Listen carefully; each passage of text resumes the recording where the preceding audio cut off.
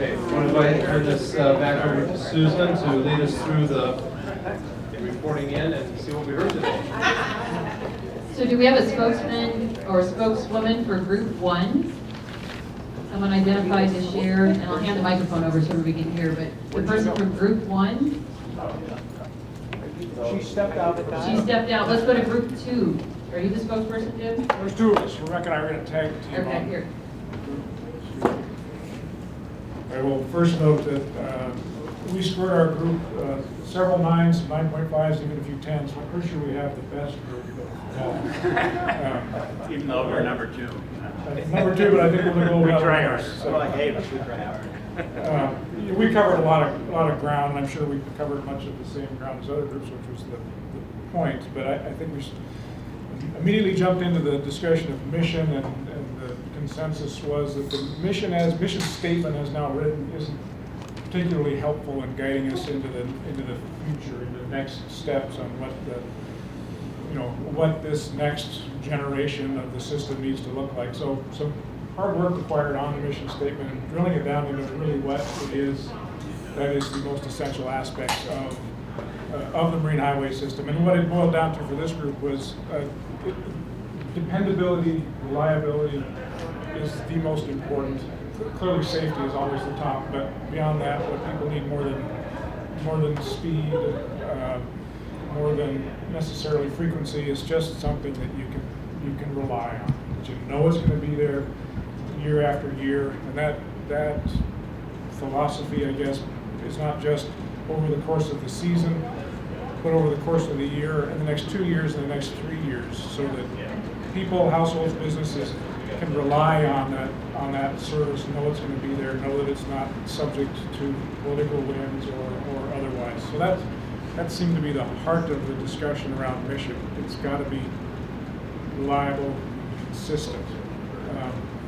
A few other fundamental things around sort of mission, next generation governance was more bottom-up governance, more less top-down, and more input from communities and users about how the system should be governed and managed.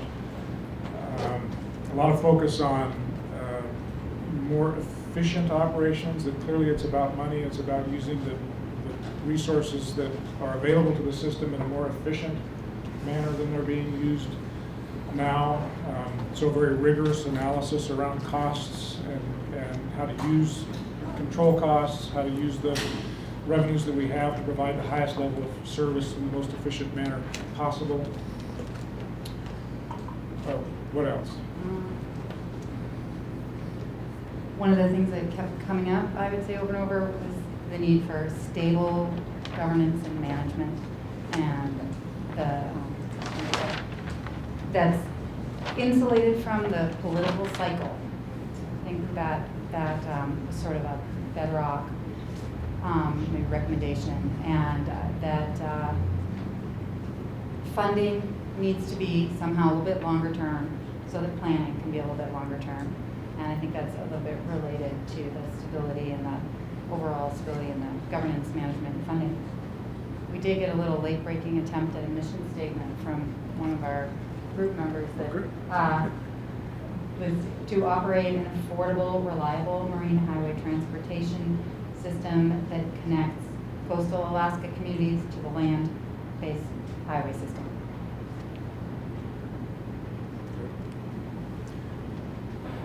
With respect to the afternoon session, after we heard from John and his overview of other governance models, we had a fairly in-depth discussion about the Port Authority model, and heard from Dennis Watson about the Inter-Island Ferry Authority and some lessons learned there, and agreed that the model has some interesting implications for the system overall. Recognizing that will always be a need for outside funding to support the ferry system, that always be a need to go to the state for funding to support operations, because there will just never be a full cost recovery system.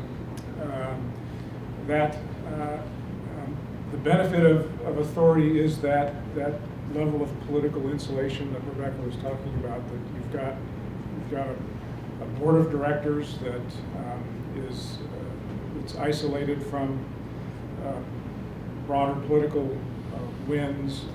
You can operate in a more business-like fashion where you have a board of directors that sets policy. Board of directors hires and fires the manager, and you hire the best manager you can to manage in a very professional way, which that's a somewhat different model than what we have now. But the group saw some real value in the structure that's provided by a port authority. It doesn't remove in any way, shape, or form the funding related challenges, but it does provide that important level of function, of political influence, and adds a high level of functionality that might not be there now in terms of providing services that best serve local needs and local interests. Anything else? Anything from our group? Anything key that we missed?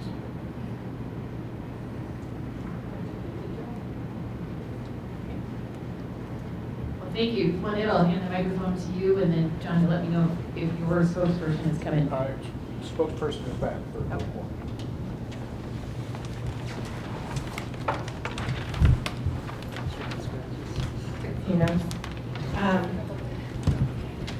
So Group 3 had a very robust discussion, and with regard to a new governance model, we think it's essential that whatever model is adopted provides some consistency in leadership.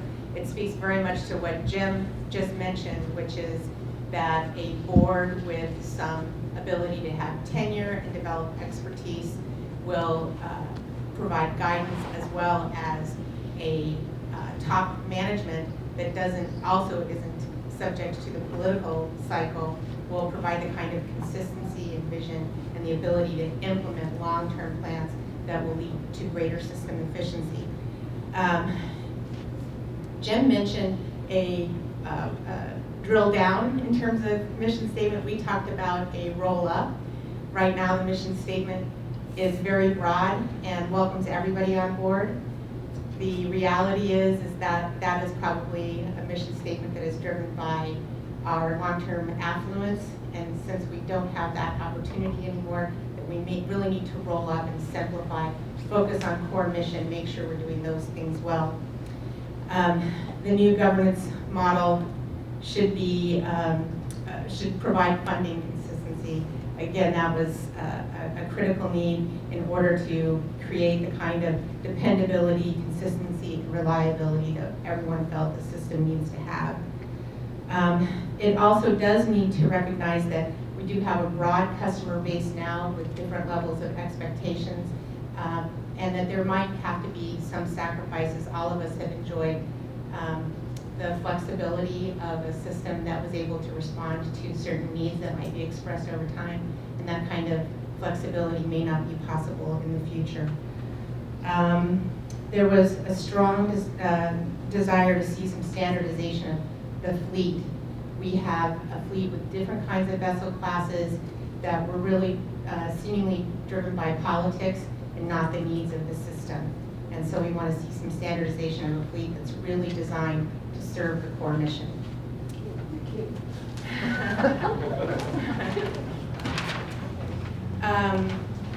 So there's definitely agreement that some change in the governance system is needed. There's a lot of information that the group wanted to have in order to be able to make this decision effectively. We agree that there needs to be some bottom-up communication in the governance model and in the change process, that all of the stakeholders will need to see what the financial implications are of any changes that are proposed. We'd like to see a 2-year budget cycle. I think it's essential for smooth operations, and some sort of analysis of the trade-offs of the different governance models as this process moves forward. That's our report from Group 3, unless anybody has anything they'd like to add. Group 1?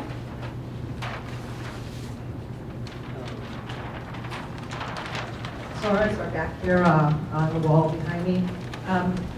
We kind of struggled with the concept a few times because this is kind of, it's a basic new idea. One of the things that we kind of talked about was, is a new governance structure or model actually what's needed? We don't know. Is there a better way to do some things? We don't know, but we'd like to find out. And possibly it could be, instead of a new governance model, it could be basically the status quo, just in terms of assets and organization we have now, but done better and tweaked. But it really came down to us funding. That's the key. Without a sustainable way to fund whatever it is that we're going to end up doing, it's a moot point. And pretty much everything that we talked about drills down from the funding in terms of setting the schedule. It's all about funding. Reliability of vessels. It's all about funding. So we really talked about trying to understand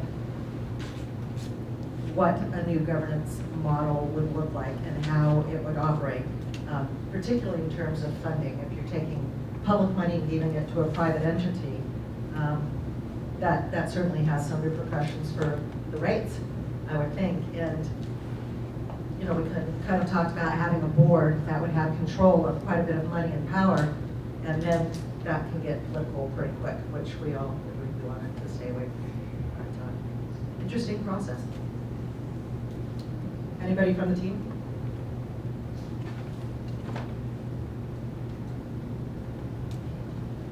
Pass that to Jan, and then we'll pass it back to Susan. So one thing that was brought up at our, in group one was that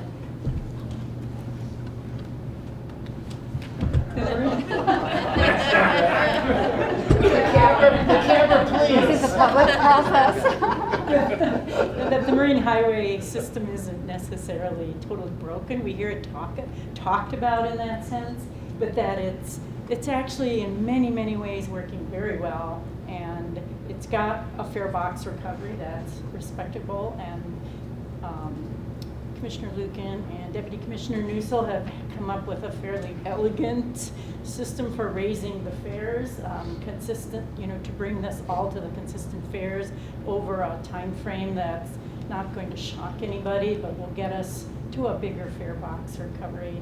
And so there was some discussion in our group about what's really broken and what isn't. And so anyway, I just wanted to throw that.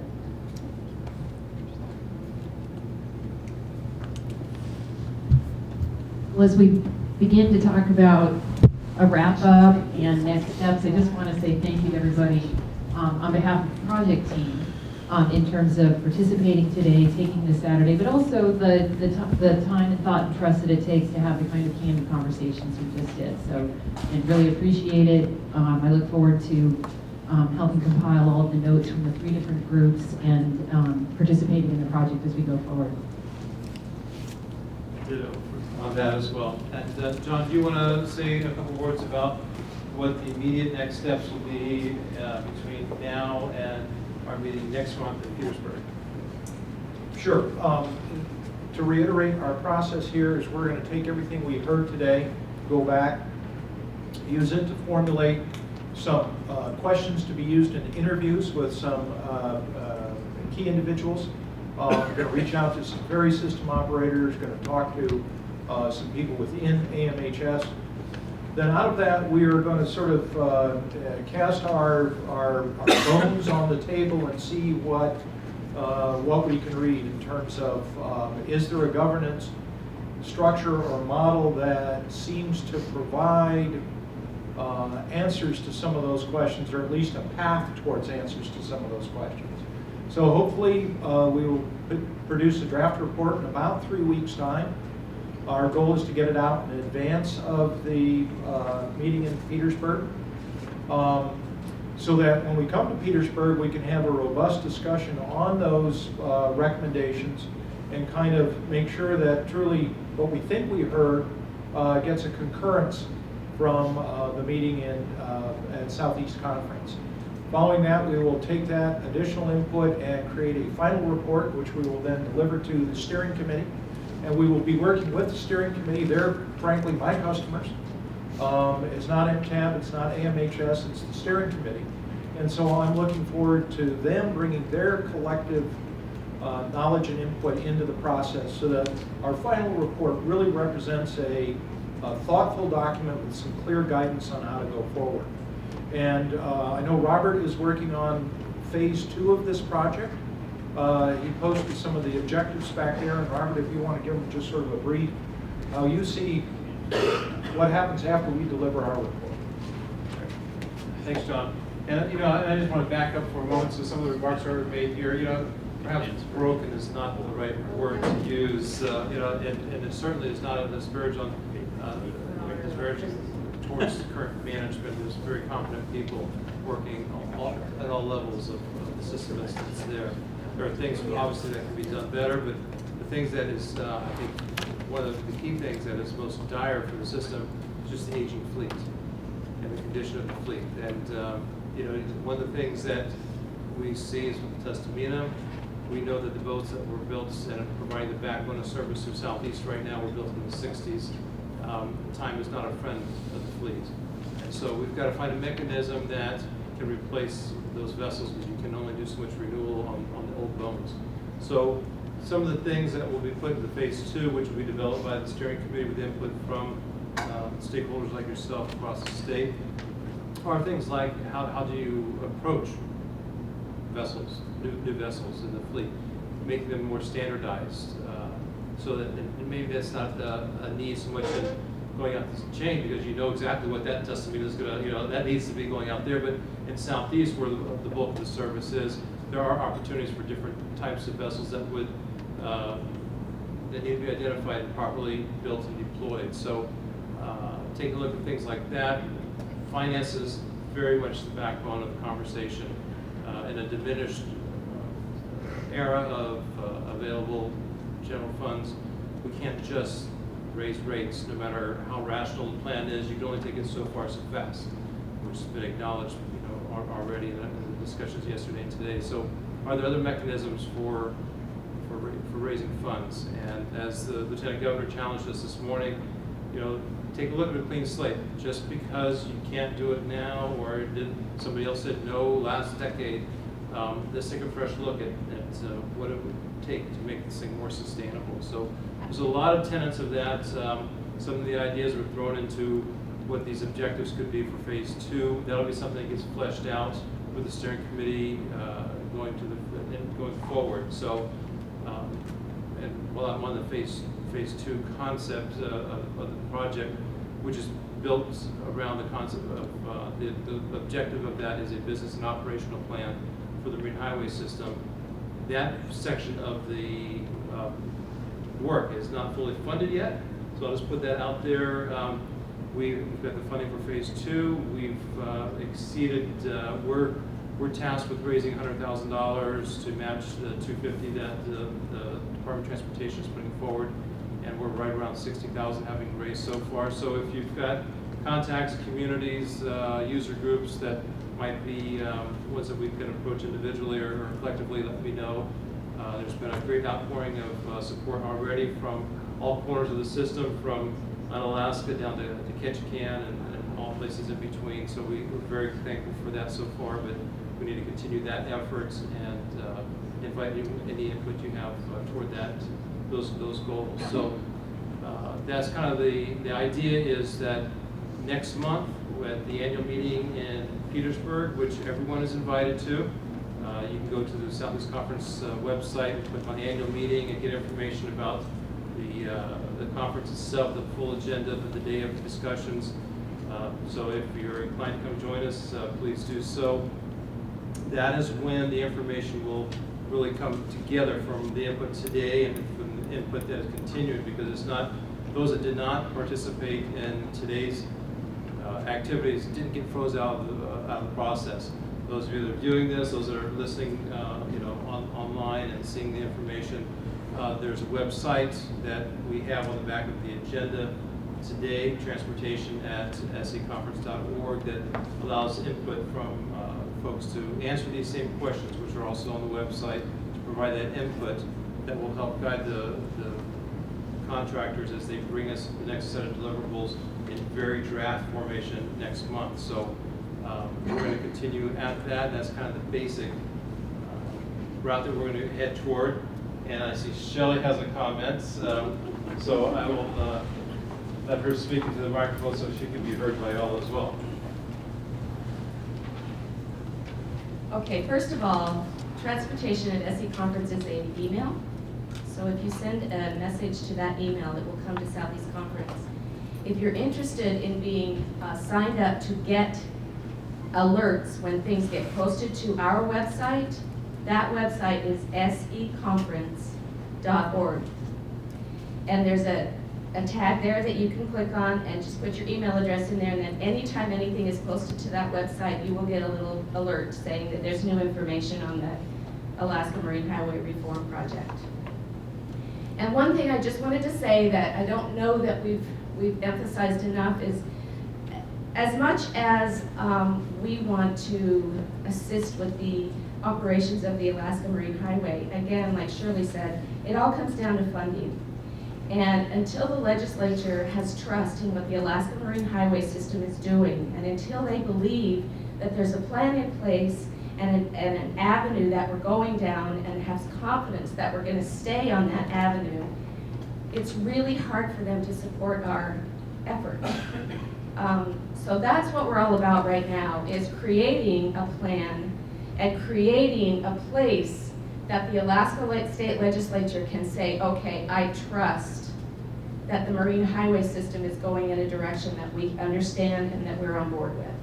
So that's really the overarching reason that we started this whole thing, was when they started talking about the budget in this crisis. It was like, well, cut Marine Highways, they're just a money pit. We don't know what they're doing. They can't give us a plan. They don't know what boats they're going to use. They don't know any of that stuff. And so we're like, holy smokes, we need a plan. So that's really the start of this, and all of this other is so important, but the legislature needs to trust the Alaska Marine Highway system, so they'll give us money. And that's kind of the bottom line. And come to Petersburg, should be fun. What is it, what'd you say about the Vikings? Oh. The Vikings are brutally efficient and mission-focused, and hopefully the body count will be lower. That's Petersburg. See you there.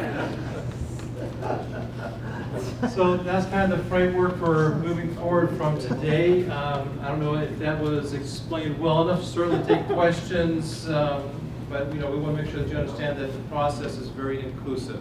So you'll have opportunity to approach us individually, as a group, and provide input along the way. So, What are you doing to get the word out for everybody to be able to provide input? I mean, you've told this group probably already knows it. What about the rest of the state? So our outreach so far, our methods have been to work primarily through the ARTER networks, which are connected across the state through the majority of the stakeholders, through the governor's office and their distribution list as well. We've gone through organizations such as the Alaska Municipal League, through their network. We've worked through ATIA and their network of membership. So we think, and we're working through the media as much as possible. So we've got a pretty wide net, and I would encourage each of you, if you know of organizations and stakeholder groups that we can message through, including we're working very closely with the unions and the employees there. Through the tribal programs, it's great to have the Native Village of Biak here. We'll work with Lincoln Hydro Transportation Program. They're helping us get the word out across the state. So that's kind of our methodology so far, and we're certainly open to making sure we get that word out. So let us know where we may be weak and do better, because we certainly want to make it very inclusive. Thank you. Other questions, thoughts? Inputs? Is the Southeast Conference in Petersburg going to be imminent? No. The kind of the two-edged sword about meeting in smaller communities is that the infrastructure and especially internet access and teleconferencing will be meeting in the community. It's a community center. It's not the gym, but it's pretty much. It is a gym. It is a gym. Yes. Yeah, this is Petersburg. So we're meeting in the gym, as you can imagine. The acoustics will be a little bit challenging. So Apologies in advance, but we are certainly welcoming everyone to be there in person, and we'll have that information posted in advance of the meeting so we can receive inputs all along the way as well. So, thank you. Thank you, Robert. Thank you, everybody. This has been a great day. But I just wanted to make a closing comment on behalf of those of us that have been in meetings all this week. I really appreciate that you guys have kept us on track and on time on the agenda, and we're going to be done on time, it looks like. And I think that if you do meetings as much as some of us do, this is a huge deal, because a lot of times meetings don't do that. So thank you to everybody that kept us on track, and I really appreciated all the conversation and all of the comments. We have a lot to think about when we go home, and I'm sure that Mr. Transportation himself will be hearing from a lot of us. So thanks again. It's been a great day. Thanks, Jen. Beck, do you have anything that you would like to express or say? Ron has definitely been very much a partner in making sure that we're in step with the administration. And thank you for being our host today and helping us along the way here. So this worked out very well. We would like to meet with the steering committee members in room 2 for just a few minutes after this. So if you could do that, we'll get you out of there as fast as we can. And we still have some remnants of snacks, foods, and beverages. So if any of you are stuck here and want something else to nibble on, help yourself. But thank you all for coming. All right. Thank you all.